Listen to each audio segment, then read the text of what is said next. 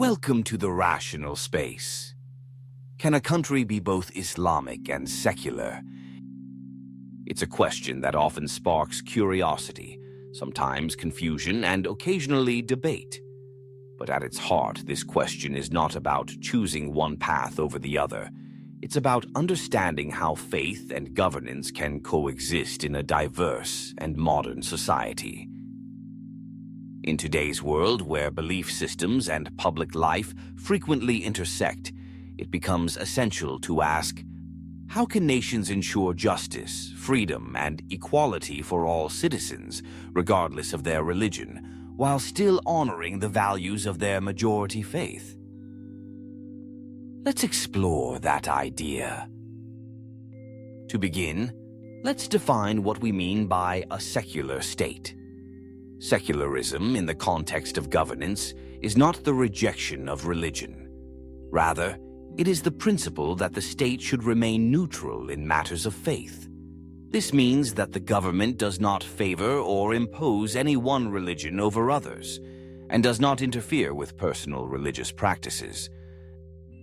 Now, contrast that with an Islamic country, a nation where Islamic values play an important role in the cultural, legal, or political framework.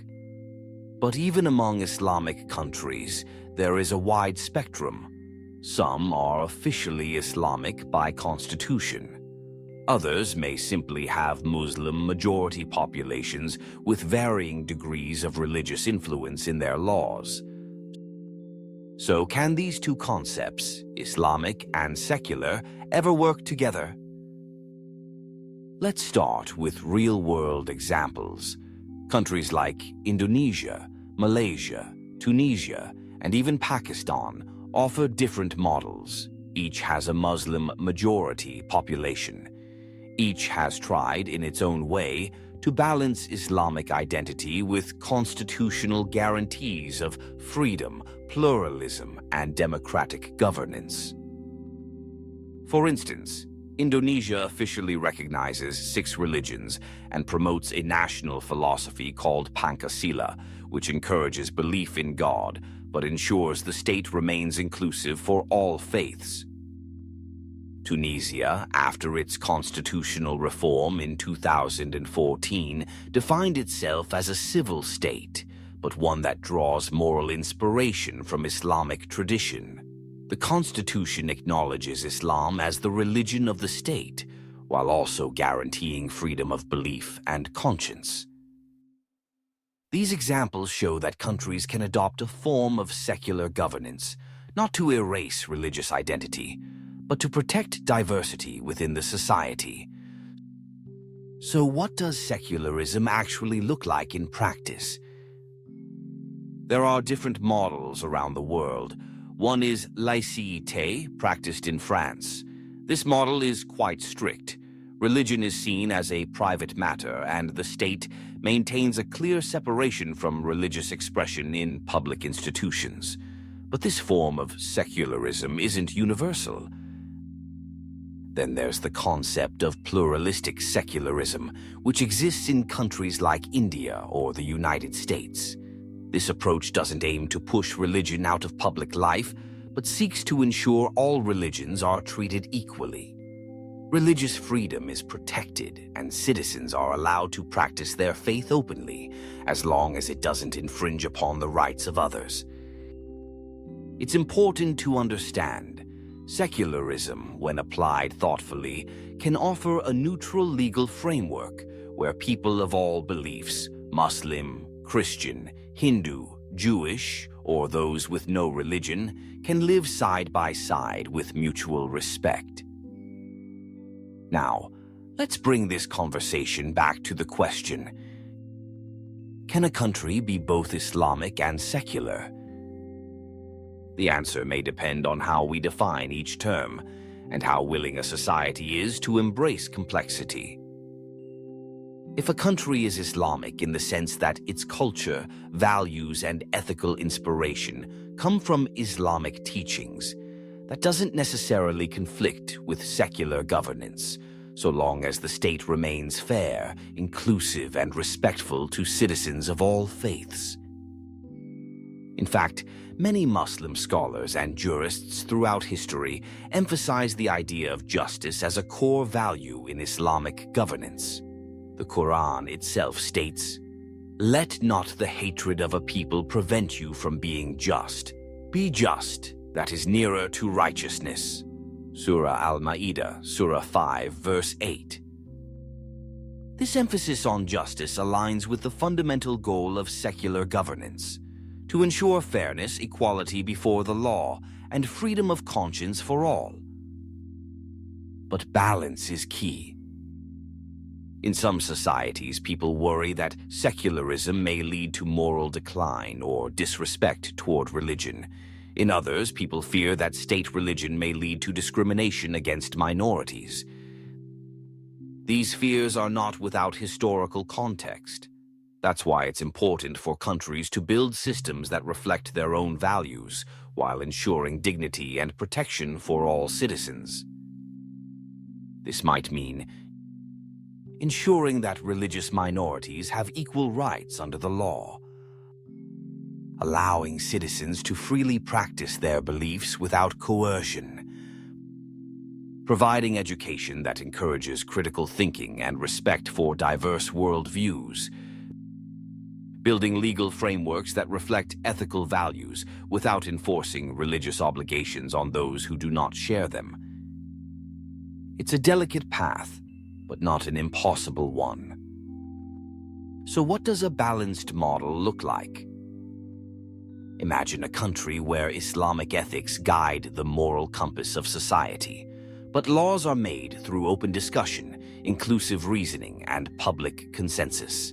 A place where Friday prayers are respected, as are church services, temples, and synagogues, where the Constitution protects everyone equally without asking anyone to compromise their conscience. In such a model, secularism becomes not an opponent of faith, but a tool for fairness. It is not about erasing religion. It is about preventing the misuse of religion for political control. And it's not about rejecting religious values, but ensuring that those values are lived sincerely, not forced by law. At its core, this is not a debate between belief and unbelief. It's a conversation about how we live together. How do we ensure that a devout Muslim, a Christian, a Hindu, a Jew, and someone with no religion can all feel safe, valued, and heard within the same national framework? How do we design governance that honors the faith of the majority, while also protecting the dignity of the minority? And how do we make room for both conscience and citizenship, for both private belief and public fairness? These questions don't have simple answers, but they are worth asking, respectfully, thoughtfully, and with the humility to learn from history. Because in the end, a just society is not one where everyone believes the same, but one where everyone is treated with the same respect, regardless of their belief. And maybe, just maybe, the real challenge is not whether a country can be both Islamic and secular, but whether it can be wise enough to build a system that reflects both faith and freedom side by side. Laws may promise equality, but justice also depends on institutions, leadership, public awareness, and civic participation. A constitution may declare freedom of religion, but that freedom must be defended daily, in courts, in classrooms, in public discourse, and in the hearts of citizens. That's why education is so crucial. When people understand the difference between personal faith and public policy, between belief and governance, they are better equipped to engage in society constructively. For example, a Muslim citizen may deeply value Islamic teachings and still support laws that protect freedom of belief for all. Why? Because Islamic tradition itself includes examples of coexistence, compassion, and dialogue with others. Because the strength of one's own faith does not depend on the suppression of others. Likewise, a secular framework does not mean abandoning values. It means building a shared foundation where people of all backgrounds can live peacefully, contribute meaningfully, and disagree respectfully.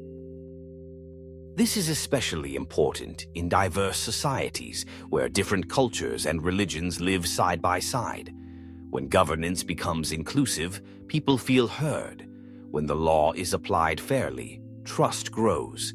And when religious freedom is protected, not just for the majority, but for everyone, society becomes more stable, more just, and more humane. So, what are some key principles that can help bridge the space between Islamic identity and secular governance? First, constitutional neutrality, where the state does not impose or privilege a single religious interpretation, but ensures equal treatment for all. Second, pluralism, the recognition that diversity is not a threat, but a strength. It means making space for different beliefs within a common civic framework. Third, freedom of conscience, a core value in both secular ethics and many religious traditions, including Islam.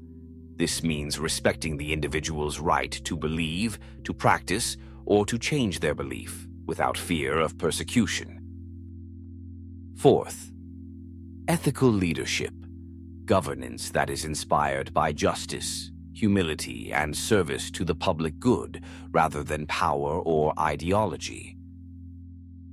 Fifth, education for coexistence, where young people are taught to appreciate their own faith, understand others, and build a shared language of mutual respect. Thanks for watching and taking the time to reflect with us.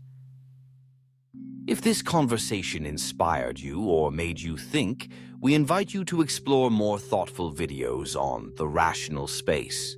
Let's keep learning together with respect, reason, and openness.